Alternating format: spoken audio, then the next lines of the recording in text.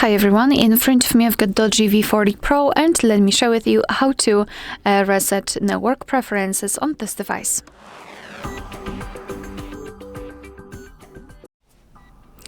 So let's begin with opening the settings, and here we have to scroll all the way down to find the system. Let's tap.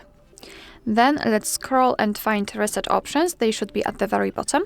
And here we've got the option reset mobile network settings and Bluetooth and Wi-Fi. So as you can see, they are separate, thanks to which you can reset only one section which you really need.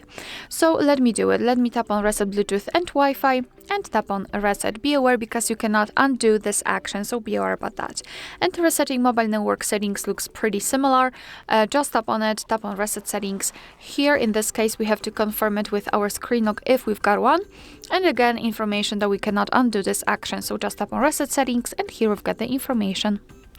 Alright, so that will be all. Thank you so much for watching. Please hit the subscribe button and leave the thumbs up.